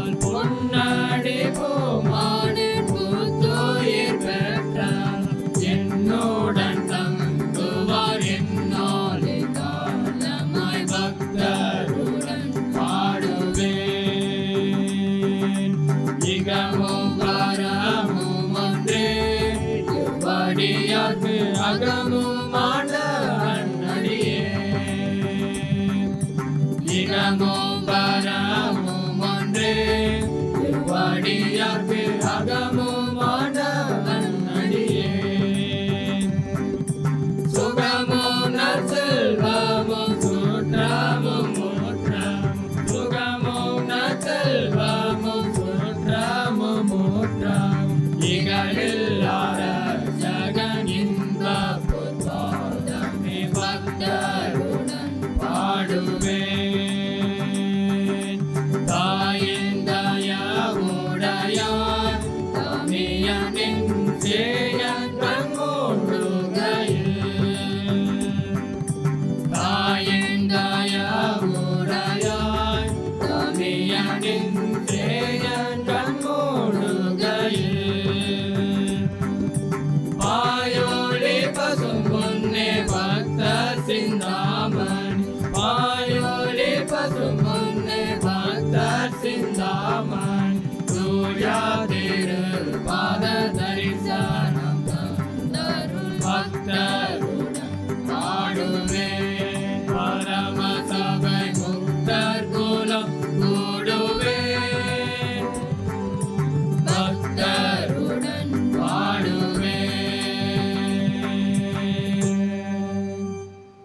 ஜெபம் பண்ண கடவோம். கிருபை நிறைந்த அன்பின் பரலோக பிதாவே, இது நல்ல ஆசீர்வாதமான வேலைக்காக உமக்கு ஸ்தோத்திரம். நீர் எங்களோடு கூட பேசி நம்முடைய வார்த்தைகளுக்காய் ஸ்தோத்திரம். கடினமாக உழைக்க வேண்டும், உண்மையோடு கூட இருக்க வேண்டும், எங்களே உமக்கென்று கொடுக்க வேண்டும். நீ தந்த ஆசீர்வாதத்தையும் உம்முடைய நாமம் மகிமைக்கென்று ஏழைகளுக்கென்று கொடுக்கும் பொழுது மேன்மையான ஆசீர்வாதங்களை தருவேன் என்று சொன்னீங்களப்பா. இந்த வார்த்தைகளுக்காய் ஸ்தோத்திரம் தகப்பனே. இப்பொழுதும் இந்த வார்த்தைகளை கேட்டுக்கொண்டிருக்கிற உமது பிள்ளைகள் ஒவ்வொருவருக்காக ஜெபிக்கிறோம் சுவாமி. ஒருவேளை தாங்கள் செய்கிற வேலைகளில் தொழில்களில் நஷ்டப்பட்டு கஷ்டப்பட்டு வேதனையோடு கூட கண்ணீரோடு கூட இருந்து கொண்டிருந்தாலும் இப்பொழுது நீர் உமது பிள்ளைகளோடு கூட பேசி இருக்கிறப்பா. பொருளாதார ரீதியிலே கடன்பட்டு மிகுந்த வேதனையோடு கூட இருக்கிற பிள்ளைகள் உண்டு சுவாமி. நீர் இப்போது இந்த பிள்ளைகளோடு கூட இடைபடுவீராக. வானத்துக்கும் பூமிக்கும் சமுத்திரத்துக்கும் தேவனாயிருக்கிற நீர் உம்மால் செய்யக்கூட அதிசயமான காரியம் ஒன்றும் இல்லாதிருக்கிறபடினால் இன்றைக்கு உமது பிள்ளையுடைய வாழ்க்கையில் ஒரு அற்புதம் செய்வீராக. இனி நான் கடினமாக உழைப்பேன், உண்மையாயிருப்பேன், நீர் தருகிற ஆசீர்வாதத்தை உமக்காக கொடுப்பேன்னு சொல்லி பொருத்தனையோடு கூட ஜெபிக்கிற உம்முடைய பிள்ளைகள் ஒவ்வொருவருக்காக நாங்கள் ஜெபிக்கிறோம் சுவாமி. உம்முடைய பரிசுத்த வல்லமை இந்த பிள்ளைகள் மீது இறங்குவதாக. உம்முடைய ஆசீர்வதிக்கிற கரம் இது பிள்ளைகள் மீது இறங்குவதாக. அவருடைய எல்லாம் பலவீன கட்டுகளும் இயேசுவின் நாமத்தில் மாறட்டும் ஆண்டவரே. அவருக்கு எதிராய் போராடுகிற எல்லா போராட்டங்களும் இயேசுவின் நாமத்தில் விலகட்டு நாங்கள் ஜெபிக்கிறோம். தொழில்கள் ஏற்படுகிற நஷ்டங்கள் இயேசு கிறிஸ்து நாமத்தில் மாறுவதாக. அதில் ஒரு விருத்தி உண்டாகட்டு நாங்கள் ஜெபிக்கிறோம் ஐயா. ஆண்டவரே, ஈசாக்கு துறவுகளை முதலாவது வெட்டினான் வாக்குவாதம் செய்தார்கள் ஐயா. இரண்டாவது வெட்டினான் வாக்குவாதம் செய்தார்கள். ஆனால் ரெகோபோத் என்ற ஒரு இடத்திற்கு கொண்டு வந்து இவனை விருத்தி அடை செய்து, அதே போல அந்த ரெகோபோத் அனுபவங்கள் உமது பிள்ளைகளுக்கு இயேசு கிறிஸ்துவின் நாமத்தினால் இப்பொழுது உண்டாகட்டும் நாங்கள் ஜெபிக்கிறோம் ஐயா. எல்லா தடைகளும் மாறுவதாக, நஷ்டங்கள் மறையட்டும் இயேசுவின் நாமத்தினாலே. உமது பிள்ளைகளுக்கு எதிராக செயல்படுகிற காரியங்கள் இயேசு கிறிஸ்துவின் நாமத்தினாலே அது ஒன்றுமில்லாமல் போகட்டும் நாங்கள் ஜெபிக்கிறோம் ஐயா. தகப்பனே, உமக்கு ஸ்தோத்திரம். உனக்கு விரோதமாக உருவாக்கப்படும் எந்த ஒரு ஆயுதம் வாய்க்காதே போகும். உனக்கு விரோதமாய் ஒரு வழியை வருகிறவர் 7 வழியை ஓடி போன்னு சொல்றீங்களப்பா. தொழிலில் ஏற்படுகிற ஆண்டவரை பொறாமைகள், வன்கண்கள், எரிச்சல் மூலமாக பிள்ளைகளுக்கு விரோதமாக ஆண்டவர் சத்துருவின் கிரியைகள் மூலமாக பல வகையிலும் இந்த பிள்ளைகளுக்கு போராட்டங்கள் எல்லாம் இயேசு கிறிஸ்துவின் நாமத்தில் விலகிட்டு நாங்கள் ஜெபிக்கிறோம். இயேசு கிறிஸ்து ரத்தத்தின் வல்லமை இந்த பிள்ளைகள் தெளித்து நாங்கள் ஜெபிக்கிறோம் ஐயா. இந்த பிள்ளைகள் துன்பத்தை கண்ட வருஷங்களுக்கு தக்கதாக இரட்டிப்பான ஒரு ஆசீர்வாதத்தையும் மகிழ்ச்சியும் சந்தோஷத்தையும் அவர்கள் செய்கிற வேலைகளில், குடும்பத்தில், பிள்ளைகளுடைய வாழ்வில் பெற்றுக்கொள்ள கர்த்தர் உதவி செய்யும்படி நாங்கள் ஜெபிக்கிறோம். நீர் அவ்வாறு செய்கிற தயவுக்காக உமக்கு ஸ்தோத்திரம், நன்றி செலுத்துகிறோம் ஐயா. இயேசு கிறிஸ்துவின் நாமத்தினாலே நீங்கள் இப்பொழுது இருக்கிறப்பார்கள் 1000 மடங்கு அதிகமாகும்படி உங்கள் பிதாக்கள் கர்த்தர் சொல்லியபடியே உன்னை ஆசீர்வதிப்பார் வார்த்தையின்படியே ஒரு பிள்ளைகள் ஒவ்வொருவரையும் மனதார ஆசீர்வதித்து ஜெபிக்கிறேன் ஐயா. ஒவ்வொருவரையும் ஆசீர்வதிங்க சுவாமி. உன் கைகளின் பிரயாசத்தினை சாப்பிடுவாய், உனக்கு பாக்கியம் நன்மை உண்டாயிருக்கும். உன் மனைவி உன் வீட்டவர்கள் கணிதரும் திராட்சை கொடியை போல் இருப்பாள். உன் பிள்ளைகள் பந்தியை சுற்றி ஒரே கன்றுகளைப் போல் இருப்பார்னு சொன்னீங்களே சுவாமி. அந்த ஆசீர்வாதங்களுடைய பிரயாசங்களில், குடும்பத்தில், பிள்ளைகளுடைய வாழ்வில் கொடுத்து கர்த்தர் ஆசீர்வதிக்கும்படி நாங்கள் ஜெபிக்கிறோம். என் ஆண்டவர் அவ்வாறு செய்கிற தயவுக்காக கோடி ஸ்தோத்திரம். நீர் உமது பிள்ளைகளை நேசிக்கிறீரே, அதற்காக நன்றி செலுத்துகிறோம் ஐயா. சின்னஞ்சிறு குழந்தைகளை ஆசீர்வதியும் அப்பா. படிக்கிற பிள்ளைகளுக்கு ஞானத்தை கொடுப்பீராக. வேலைக்கு காத்திருக்கிற நல்ல வேலை வாய்ப்புகளை கொடுத்து கத்த ஆசீர்வாதத்தை உயர்த்தும்படி நாங்கள் ஜெபிக்கிறோம் ஐயா. அயல் நாடுகளில் சென்று பணி செய்ய பிரயாசப்படுகிற பிள்ளைகளுக்கு ஜெபிக்கிறோம். எல்லா அடைக்கப்பட்ட வாசல்களும் இயேசு கிறிஸ்துவின் நாமத்தில் திறக்கப்படுவதாக. அற்புதம் நடக்கட்டும் நாங்கள் ஜெபிக்கிறோம். அண்டர் ஹையர் ஸ்டடீஸ்க்காக வெளிநாடுகளுக்கு செல்வதற்காக பிரயாசப்படுகிற பிள்ளைகளுக்கு ஜெபிக்கிறோம் ஐயா. உமது பிள்ளைகளை கத்த ஆசீர்வதிப்பீராக. அந்த நாடுகளில் இருக்கிற பிள்ளைகள் நல்ல வேலை வாய்ப்புகளை கொடுத்து உயர்த்தும்படி ஜெபிக்கிறோம் ஐயா. நீங்க அவ்வாறு செய்கிற தயவுக்காக நன்றி ஆண்டவரே, நன்றி ஆண்டவரே. திருமணத்தை காத்திருக்கிற சகோதர சகோதரிகளுக்காக ஜெபிக்கிறோம் ஐயா. திருமண தடைகள் எல்லாம் மாற்றி போடுங்க. பிள்ளையுடைய வாழ்க்கையில ஆண்டவரே ஒரு ஆசீர்வாதமான ஒரு மங்களகரமான ஆண்டவர் காரியங்கள் நடைபெற நாங்கள் ஜெபிக்கிறோம் ஐயா. குழந்தை செல்வங்களுக்கு காத்திருக்கிற தம்பதிகளுக்கு குழந்தை செல்வங்களை கொடுத்து ஆசீர்வதிங்க சுவாமி. பேறுகால நிலைமை இருக்கிற சகோதரிகளுக்கு கற்பதற்கு போற சுகப்பிரசவத்தை கொடுப்பீராக. வயோதீப நிலைமை இருக்கிற அருமையான பெற்றோர்களுக்காக ஜெபிக்கிற ஐயா. வயதான காலத்தில் இருக்கிற அன்பு பெற்றோர்களுக்கு வேண்டிய எல்லா நல்ல சுகத்தை தாரும், பலனை தாரும், சமாதானத்தை தாரும். ஆண்டவரே, ஆவியிலே கழிவுற பண்ணுவீராக சுவாமி. அவருடைய எல்லா வேதனைகளை கத்திர மாற்றுங்க சுவாமி. அவருடைய கரங்களை பிடித்து கத்திர நடத்தும்படியாக நாங்கள் ஜெபிக்கிறோம் சுவாமி. ஆண்டவரே உமக்கு ஸ்தோத்திரம். பலவீனமாக இருக்கிறவர்களுக்காக ஜெபிக்கிறோம். உச்சந்தலை முதல் உள்ளங்கால் வரை என்னென்ன வேதனைகளினால் ஆண்டவரே கஷ்டப்பட்டு கொண்டிருக்கிற இருதய பலவீனங்கள் ஐயா, நுரையீரல் பிரச்சனை, சுவாச பிரச்சனைகள், சிறுநீரக பிரச்சனைகள், தண்டுவட பிரச்சனைகள், தலை இருக்கிற பிரச்சனை எல்லாம் இயேசு கிறிஸ்துவின் நாமத்தில் மாறிட்டு நாங்கள் ஜெபிக்கிறோம் ஐயா. உச்சந்தலை உள்ளங்கால் வரை பல வகையான வலிகள் மூலமாக நடக்க முடியல, கஷ்டப்படுகிறேன்னு சொல்லுகிற பிள்ளைகளுக்கு ஜெபிக்கிறோம் சுவாமி. ஒவ்வொரு மீதும் கர்த்தருடைய கரம் இறங்கிட்டு நாங்கள் ஜெபிக்கிறோம் ஐயா. அதை பலப்படுத்துவதாக, அவளை ஸ்திரப்படுத்தும்படியாக ஜெபிக்கிறோம். நீங்கள் அவ்வாறு செய்கிற தயவுக்காக கோடாக கொடி ஸ்தோத்திரம். ஏழைகள், எளியவர்கள், திக்கற்றவர்கள், அனாதைகள், விதவைகள் ஒவ்வொருவருக்காக ஜெபிக்கிறோம் சுவாமி. ஒவ்வொருவரையும் கர்த்தர் வேறு வேறாக நீர் ஆசீர்வதிக்கும்படி நாங்கள் ஜெபிக்கிறோம் ஐயா. உங்களுடைய தெய்வீக பிரசன்னம் இந்த பிள்ளைகளோடு கூட எப்பொழுது நிலைத்திருப்பதாக. இந்த ஆராதனை வேளை ஊழியங்களுக்காக ஜெபிக்கிற, இதை தாங்குகிற, உழைக்கிற ஒவ்வொருவருக்காக ஸ்தோத்திரம். ஒவ்வொருவரையும் ஆசீர்வதிங்கப்பா. விசேஷமாக இந்த நாளிலும் காஞ்சிபுரத்தை சார்ந்த ஆண்டவரே, காலம் சென்ற மதிப்பிற்குரிய ஐயா ஆண்டவரே பால் ரேனிஸ் ஐயா அவர்களுக்காக நன்றி செலுத்துகிறோம் ஐயா. அவருடைய வாழ்க்கைக்காக ஸ்தோத்திரம் செலுத்துகிறோம் சுவாமி. ஆண்டவரே, அவருடைய நினைவாக இந்த ஆராதனை வேளை ஊழியத்தை ஒளிப்பதிவு செய்வதற்கு தாங்க முன்வந்த அவருடைய அன்புக்குரிய துணைவியார் அம்மாவுக்காக நன்றி செலுத்துகிறோம் சுவாமி. அம்மாவை ஆசீர்வதிங்க. நல்ல சுகத்தை, பலத்தை, நீடித்த சுகவாழ்வையும் அவளுக்கு கொடுத்து ஆண்டவரே, நீ உன் பிள்ளைகளின் இஸ்ரவேலுக்கு கூட சமாதானத்தை காண்பா என்ற வார்த்தையின்படி சந்ததிகள்லாம் கண்டு உமக்கு நன்றி செலுத்தும்படியாக அவர் நல்ல சுகத்தை, பலத்தை, நீடித்த சுகவாழ்வு கொடுத்து வழிநடத்தும்படி ஜெபிக்கிறோம் ஐயா. கொடுத்த அருமையான மகளுக்காக, அவள் கொடுத்த 2 பிள்ளைகளுக்காக, அவருடைய குடும்பங்களுக்காக ஸ்தோத்திரம் செலுத்துகிறோம் சுவாமி. சகோதரருடைய குடும்பத்தை கர்த்தர் ஆசீர்வதிப்பீராக. 2 பிள்ளைகள் ஆசீர்வதிங்கப்பா. படித்து கொடுக்கிற பிள்ளைகளுக்காக ஜெபிக்கிறோம். அவருடைய எதிர்காலங்களுக்காக ஜெபிக்கிறோம். கர்த்தர் ஆசீர்வதித்து உயர்த்தும்படி நாங்கள் ஜெபிக்கிறோம் ஐயா. அதே போல் அன்பு மகனுடைய குடும்பத்திற்காக ஜெபிக்கிறோம் ஐயா. ஆண்டவரே, அவருக்கு கொடுத்த 2 பிள்ளைகளுக்காக ஸ்தோத்திரம் செலுத்துகிறோம் சுவாமி.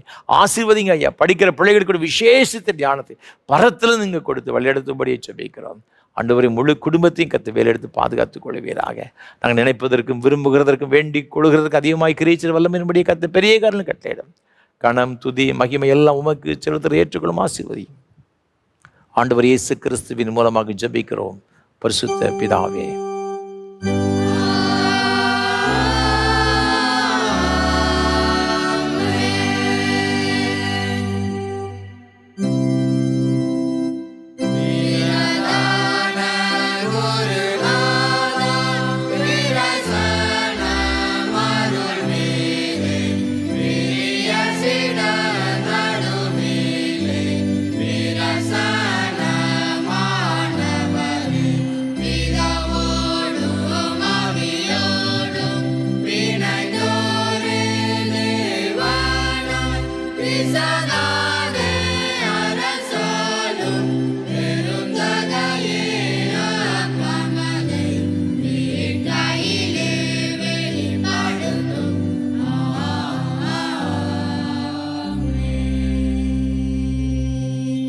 கர்த்தர் உங்களோடு இருப்பாராக.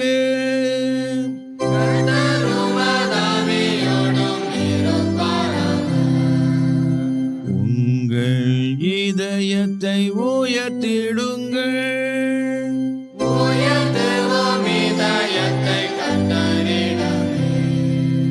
ஸ்தோத்திரம் செலுத்துவோம் தேவனுக்கே.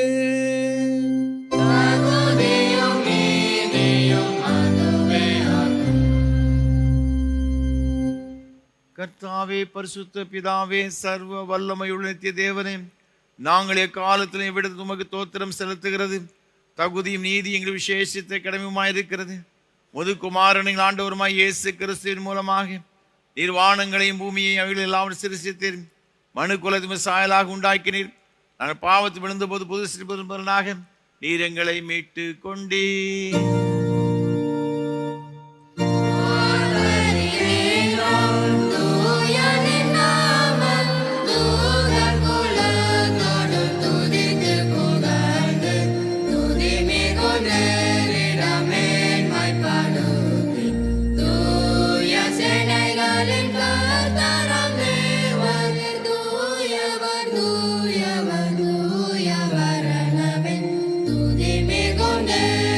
Amen.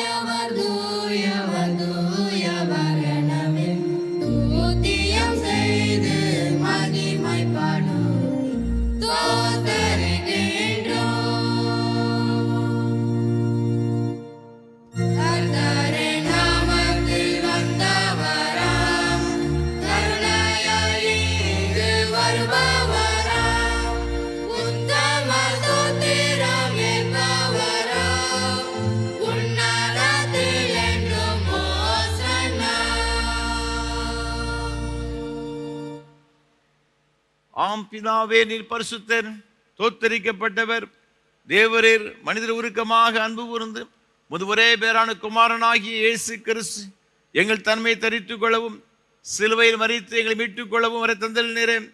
அவர் சிலுவையில் ஒரே தரம் தம்மை ஏகவலை ஒப்புக் கொடுத்து சர்வலோகத்தின் பாவங்களை நிவர்த்தி செய்வதற்கு நிறைவும் பூரணமும் போந்ததுமான பலியையும் காணிக்கையையும் பரிகாரத்தையும் செலுத்துமல்லாமல் தமது அருமையான மரணத்தை என்றைக்கு நினைப்பூட்டு ஞாபகத்தை நியமித்து தாம் திரும்ப வரும் அளவும் நாங்கள் அதை அனுசரித்து வரும்படி தமது பரிசுத்த சுவிசேஷத்தில் கட்டிட்டிருக்கிறாரே.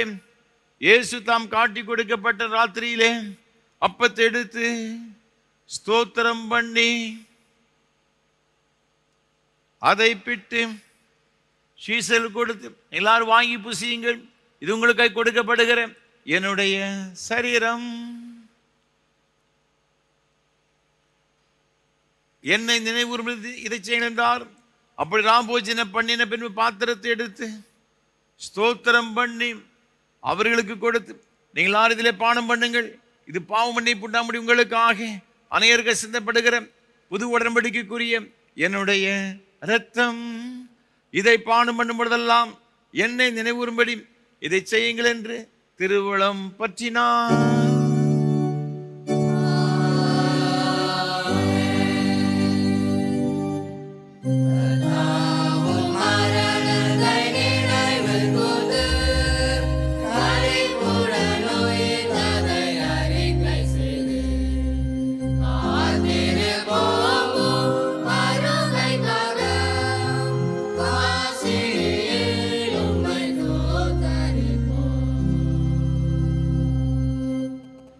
ஆதலால் பிதாவே, முதுகுமாரனாகிய எங்கள் ஆண்டவரின் அருமையான பாடுகளையும் மரணத்தையும் மகிமையான உயிர்த்தெழுதலையும் பரமேறுதலையும் நினைவு கூர்ந்து உமது அடியார்களாகிய நாங்களுடைய கட்டளையின்படியே அவர் வருகை எதிர்நோக்கிறவர்களாக இதை செய்கிறோம். அவரில் நீர் எங்களுக்காக நிறைவேற்றின பூரண மீட்புக்காக உமக்கு நன்றி செலுத்துகிறோம்.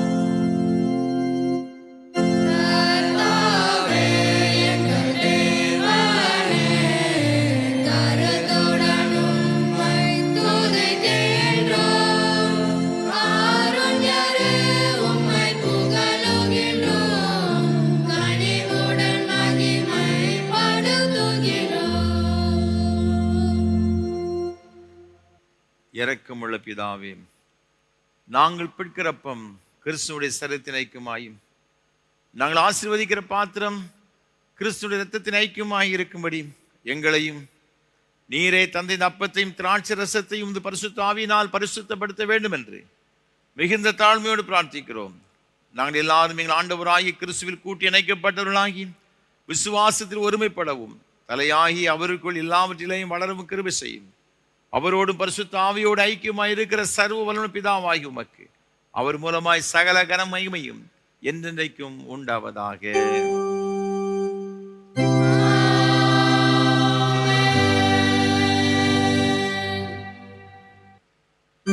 மறுமண்டலங்கள் இருக்கிற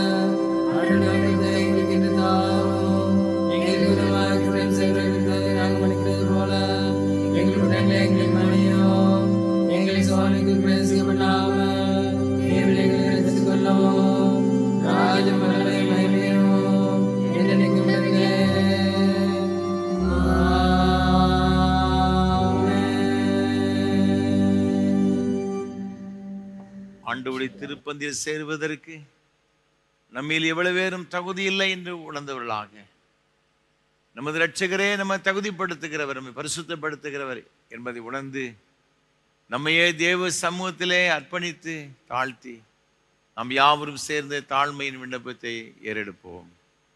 இரக்கமுள்ள கர்த்தாவே, இரக்கமுள்ள கர்த்தாவே, எங்கள் சுயநீதியை நம்பி நாங்கள் நம்முடைய பந்தியில் சேர துணியாமல் தேவருடைய அளவற்ற இரக்கத்தை நம்பி சேர்கிறோம். உடைய மேஜையின் கீழ் விழும் துணிகளையும் பொறுக்கிக்கொள்ள பாத்திரல்ல, ஆனாலும் தேவரீர் எப்பொழுதும் இரக்கம் செய்கிற மாறாத ஆண்டவராக இருக்கிறீர். ஆகையால் கிருபை உள்ள கர்த்தாவே, அருமையான குமாரனாகி இயேசு கிறிஸ்து விலைமதியாத சரீரத்தாலும் இரத்தத்தாலும் எங்கள் பாவம் உள்ள சர்வம் ஆத்மாவும் சுத்தமாகி எப்பொழுதும் நாங்கள் அவருக்குள்ளும் அவர் எங்களுக்குள்ளும் வாசமாயிருப்பதற்கு ஏற்ற விதமாய் சரீரத்தை புசித்து அவர் இரத்தத்தை பானம் பண்ண எங்களுக்கு கிருபை செய்தருளும். ஆமென். நாம் பிற்கிற அப்பம் கிறிஸ்துவின் சரீரத்தின் ஐக்கியமா இருக்கிறது அல்லவா?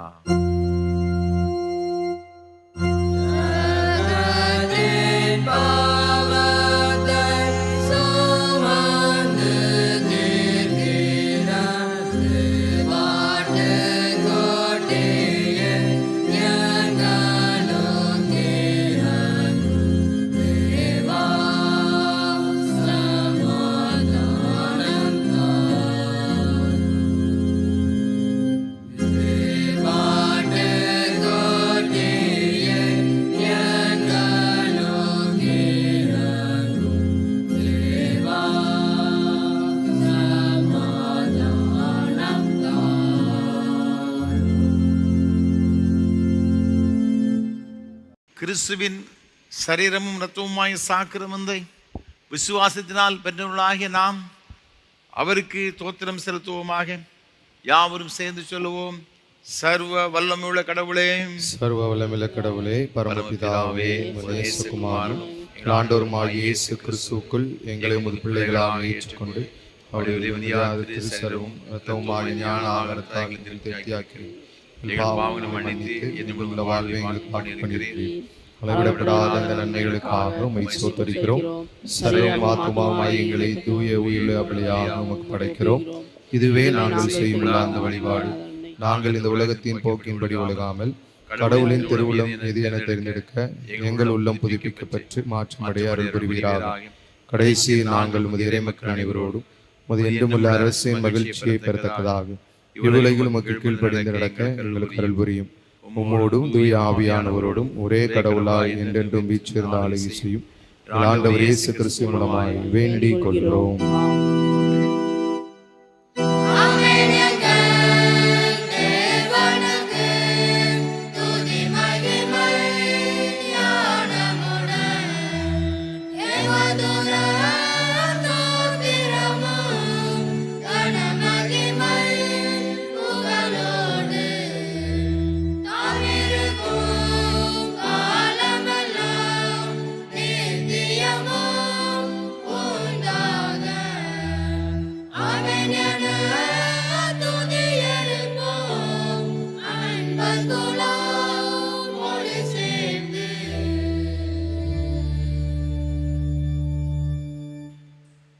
வள்ளுவாதபடி உங்களை காக்கவும் தமது மகிமையுள்ள சன்னிதானத்தில் மிகுந்த மகிழ்ச்சியோட உங்களை மாசற்றவர்களாக நிறுத்த வல்லமை உள்ளவரும் தாம் ஒருவரே ஞானம் உள்ளவருமாகிய நம்முடைய இரட்சகரான தேவனுக்கு கனமும் மகத்துவமும் வல்லமை அதிகாரமும் இப்பொழுது எப்பொழுதும் உண்டாவதாக. பிதா, குமாரன், பரிசுத்த ஆவியாகிய சர்வ வல்லமையுள்ள தேவனுடைய ஆசீர்வாதங்களோடு கொண்டிருந்து இன்றும் என்றும் சதா காலங்களிலும் உங்களோட நிலைத்திருக்க கடவது.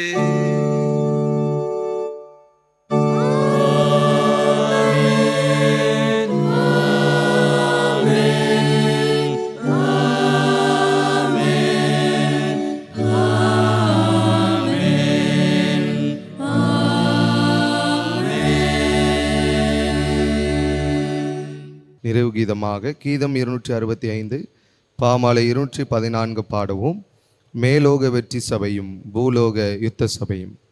கீதம் 265 பாமாலை 214 பாடுவோம்.